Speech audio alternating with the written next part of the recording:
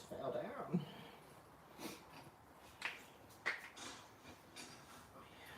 Watch. Ain't nobody gonna be on this bitch today.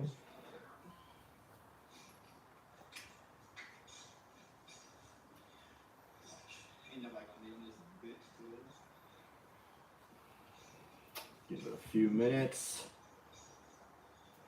Or a minute. I just got up from watching the Super Bowl to come do this live because people voted, said keep it Sunday. Majority said keep it Sunday, so that's what I did. Got up from watching the Super Bowl to come do this live because people voted, said keep it Sunday. Majority said keep it Sunday, so that's what I did.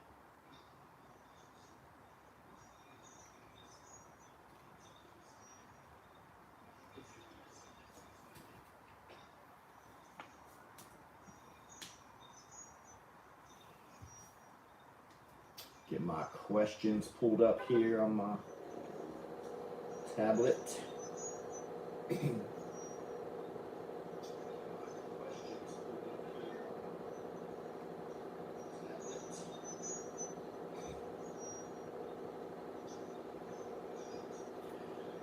What's up, RTT Guns and Gear? Thank you for tuning in. I don't think it's going to be a big live today because I guess everybody's watching the game. I took a poll and they said keep it Sunday. I don't know.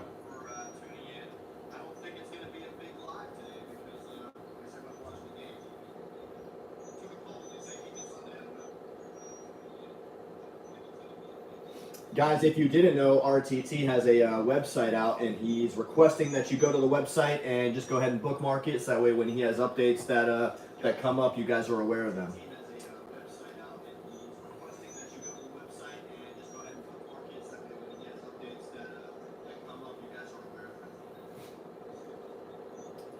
All right, so I got a few questions this week from people who sent them in, and not a whole lot, but I figured that would happen with the weekend being Super Bowl weekend, and think people have things going on, visiting family, stuff like that. So let's just get right into it.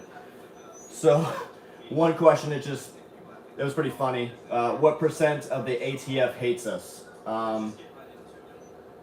I'm going to go ahead and say 98.76% of the ATF hates every single one of us, and that's being generous that there may be 1.3 some percent that are, average Americans who just work there.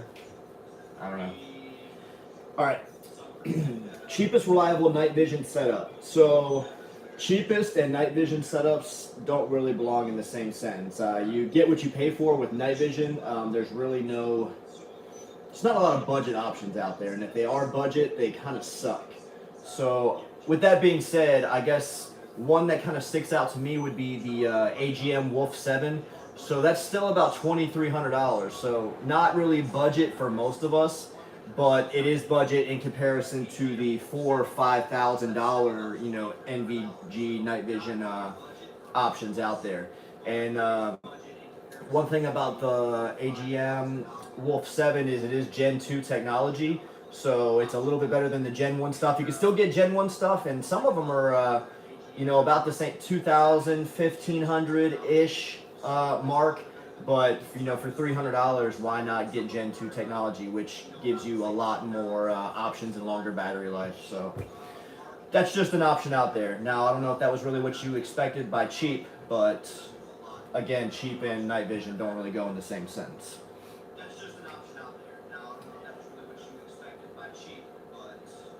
Not a football fan, but thanks for the shout out. Yes, sir. I got your sticker. I appreciate it. I appreciate you, Gandorf. I appreciate you. The ATN NVM 14 2 Plus used to be good and affordable, but I don't think they're available. Yeah, I think they got discontinued, I want to say. But if not, then go ahead and look them up. That's another a good option. Levi Ferris. This is better than football, honestly. Yeah. I don't really care who wins the damn football game. I'm just watching it because it is the Super Bowl. I didn't really pay attention too closely to the entire season. But the Super Bowl, you know what? I'll give it a watch. And I'm hoping the Chiefs pull it off because everybody's on the Eagles bandwagon right now. Neither one of them are my team, so I don't really care. How's the civilian world, Ferris? How's it treating you? Better have a job, you bum. All right, so I'm gonna go to my next set of questions. All right. Would you use a chest rig to save weight? Absolutely. So chest rigs have a purpose, just like plate carriers and, full out, loaded down rigs have a purpose. Everything has a purpose, and it kind of just depends what you want to do training wise and what your mission is for yourself and your gear. So having a chest rig is definitely a good piece of gear to have on you. So yes, they're lightweight, more minimalistic, I would say. You have your, just your mags, kind of just what you need, and whatever gear you kind of just want to throw on you and still be lightweight and maneuverable. So kind of is what it is. 1 second.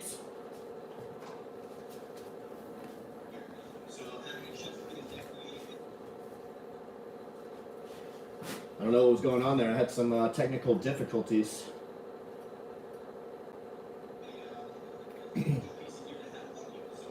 Abbott, are we under attack, bro? Not that I know of. We're always under attack, honestly, whether it's cybersecurity, document leaks, etc., etc. We're always under attack by something. Isn't that pretty much the whole point of a chest rig, to save weight if you don't need armor? Absolutely. So that's what I'm saying. Everything has a purpose. So if you don't want to run a plate carrier because you don't feel like you need armor, you just want to go out on the range and do what you need to do, then hey, chest rig all day. It's one of those things where I do have a chest rig. I rarely ever use it because I just practice with my plate carrier because I'd rather be uncomfortable and heavy and train to that than not have it on. So it is what it is. There's no really right or wrong. It's just what you're training to what you want to get out of your training. So fourth UFO. Yeah, so if you see my Instagram, I shared this little conspiracy theorist thing where back in the day when like the stealth bombers were first developed, this guy was in an underground bunker. I forget, it was the FBI or something, whatever. I don't know, one of those 3-letter agencies. And it was really just a projection. I think it's like Operation Skybeam or something like that. And basically what the theory is that by 2024, which I don't know, I think it's a little bit too soon, these projections will be filling the sky with UFOs, but really within those projections are, military, fighter jets bombing and destroying crap. I don't know. That's pretty wild, but I do believe the government is not in our best interest, so who knows? Hi, pretty good game. Bye. How? How big is it? Better be answered. You're so gross. How big is it? It is Americanly average at best on a warm day. All right. What's that drink? So, this is the Topo Chico Ranch Water. So it's basically one of those like seltzer things, but I don't know if you guys like Topo Chico. It's just carbonated water. Then it's Topo Chico with a little bit of alcohol in it. So.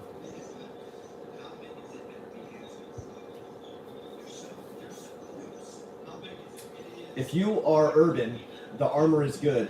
Maybe like hiking or traveling by foot in far range, chest rig is better.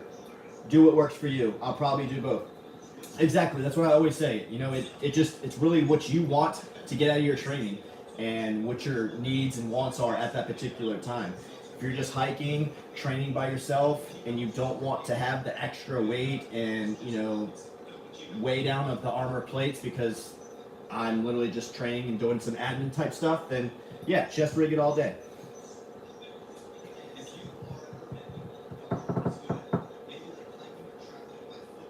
All right, let's see what my next question was. I'm not gonna do an hour-long live today because I'm trying to get back to the game. My family's in there right now, watching. What setup of gear do you wear? So, like I said, it kind of changes depending on what you're doing, but for the most part, I have my Ronin gun belt, my issued plate carrier with level 4 ceramic plates, 3 mags on the plate carrier itself with a pistol mag and a tourniquet. And then on my belt, I have one AR mag with 3 more pistol mags, a tourniquet, a drop pouch, a punch dagger, and it's pretty much, and my sidearm. That's pretty much it. So that's 99% of the time, that's what I wear when I train. Every once in a while, it'll change up just depending what I want to do.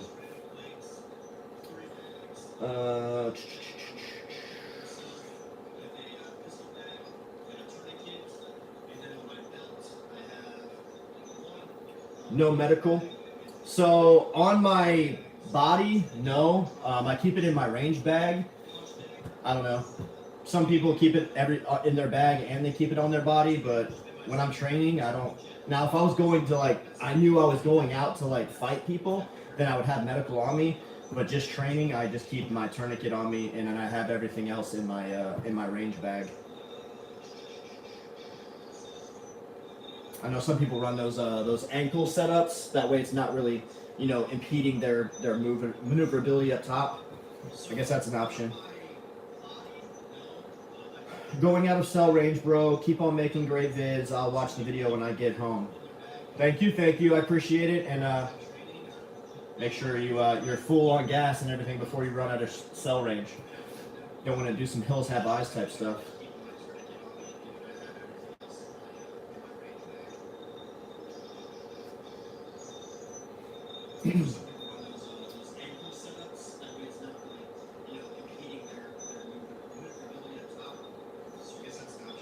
Cheap ammo options, ? So, that's a pretty vague, I guess, question. So cheap ammo, is this for duty ammo? Is this for range ammo, target practice? That's kind of a big determining factor there. So, locally, I don't really buy a lot of ammo online because I don't buy in bulk enough to make it worth the shipping. Some places do have free shipping depending on how much you order. Usually I buy my stuff locally, and your white box Winchester, ball ammo is pretty cheap in the stores. It's like $16 for 50 rounds, which is terrible, but cheap-ish. Duty rounds are always going to be more expensive, so like your hollow points. So I think those are around anywhere from like $15 to $20 for 20 rounds. So I don't know. It kind of depends what kind of ammo you want and what you're using it for. I don't think I really buy in bulk enough to have a real honest answer on that question. Hey, is that RTT? Yes, it is. The man, the myth, the legend. RTT probably has a plug on cheap ammo. He buys in bulk quite often.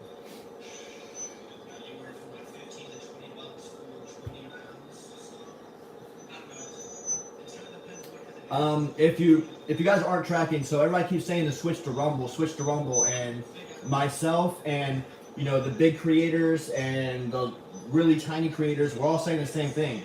If you want us to be on Rumble and make the content worth putting out on there, then we need you guys to push Rumble to yourself, your family, your friends, and to follow us on those platforms just to make it bigger. Just bought 1,500 rounds of Arms Core 223 for 39 cents a round.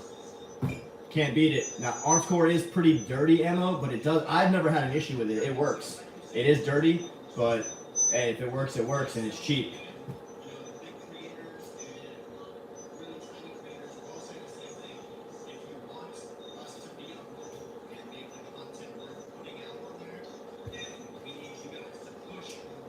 I've got Rumble just in case. Yeah. So I have my stuff set up to where when I post my videos on YouTube, they automatically sync and transfer and upload to Rumble. The only thing I have to do is go over there and then add tags and stuff so that way people can actually see the videos by, the tags or whatever. But still, the views over there are like not even a fraction of a percent what they are on YouTube. And it's just, obviously it's a newer platform, and the masses are still on YouTube, and they're going to be on YouTube no matter how big Rumble gets. YouTube's always going to be a thing, and it's unfortunate that 2A content creators just kind of have to be on, stepping on the eggshells and on their tiptoes about any little thing they do. Like my live last week, I had a completely empty firearm, no mag inserted, nothing, and just because I touched it in my live, it got canceled.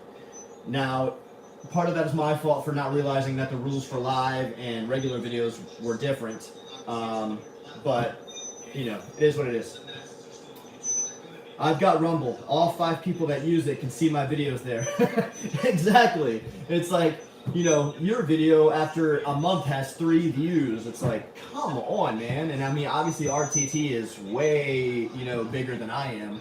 And it's a struggle for people like us, like, come on.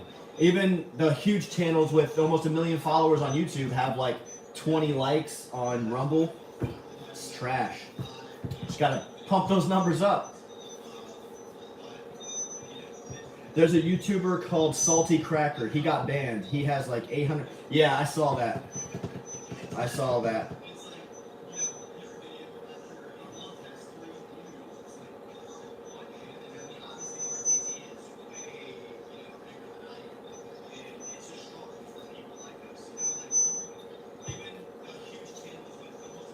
There's been a lot of stuff going on with YouTube. Yeah, I mean, every social media platform now is going to try to silence those who are trying to preach, preparedness and not relying on the government and, being efficient with your firearms training, be self-sufficient when it comes to, having some livestock, prepping your home front. Any people with, I guess, a following who preach that and try to have a voice, we're obviously going to be the first ones that are, censored and trying to be quiet and our reach limited.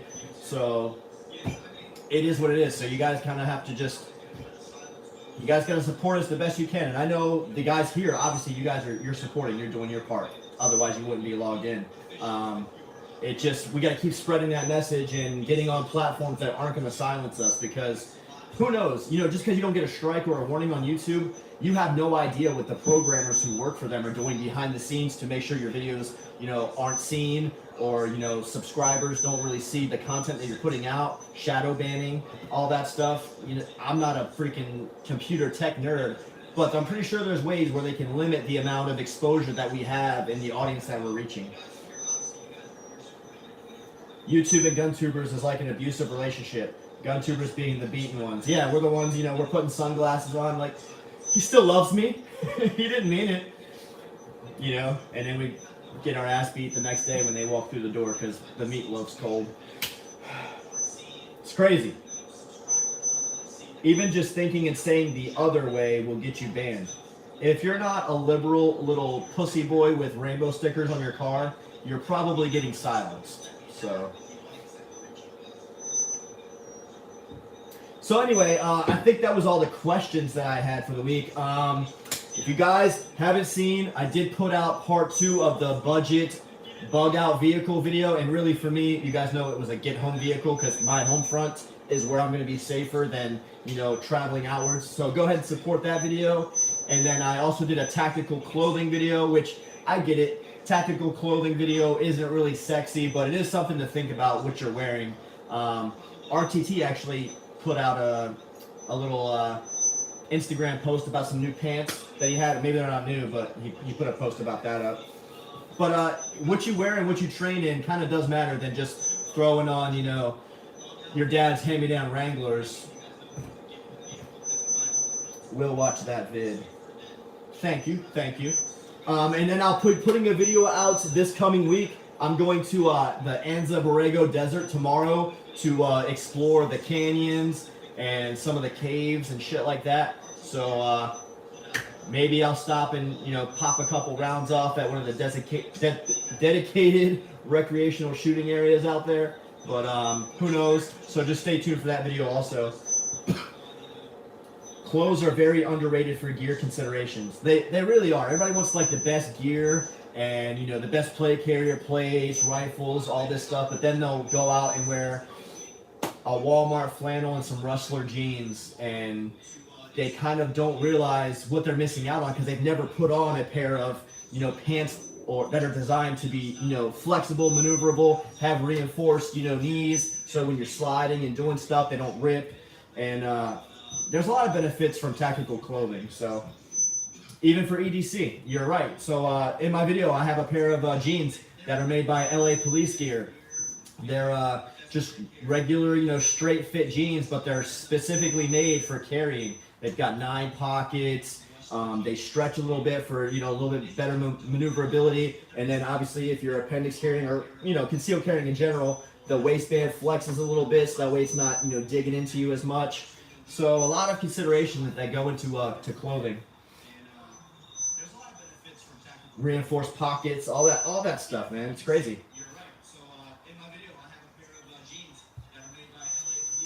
The LA Police Gear Flex jeans are awesome. I have 3 pairs. Yeah, I've only got 2, but I need to get more because I find myself wearing them way too often before I wash them.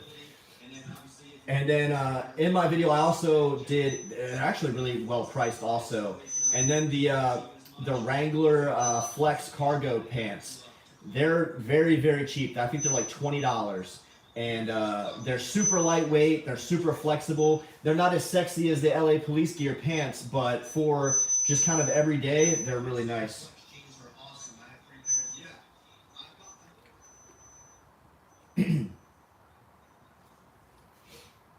And then I have the LA Police Gear, the boots also. Those things, I think I got them for like $35 on sale. Those things are nice and comfortable.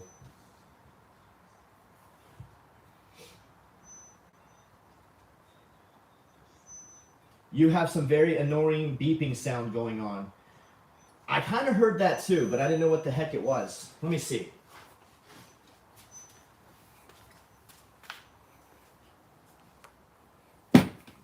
I don't know, maybe it went away. I had the TV on in here. Maybe my video playing over on the TV in the garage was causing some sort of interference. The boots are great too, and the flannels. Dude, I missed out on, they had a flannel sale, and all the larges just disappeared. Like, I was like, because I wanted to get, I think they were like as low as almost $10 for some of them, and I missed out on that. It's probably the ATF beeping in. Oh my God, it probably was, dude. Nah, I turned the TV off and I don't hear the beeping anymore, so I guess that's what it was. I think it was probably me streaming myself. It was like, nah, dude. We're not going to have that. But yeah, I need to get some of the flannels from LA Police Gear because those things look money. Just my size just happened to run out, of course. They always have small and like 3X available. Medium, large, extra large, they kind of just, they go fast.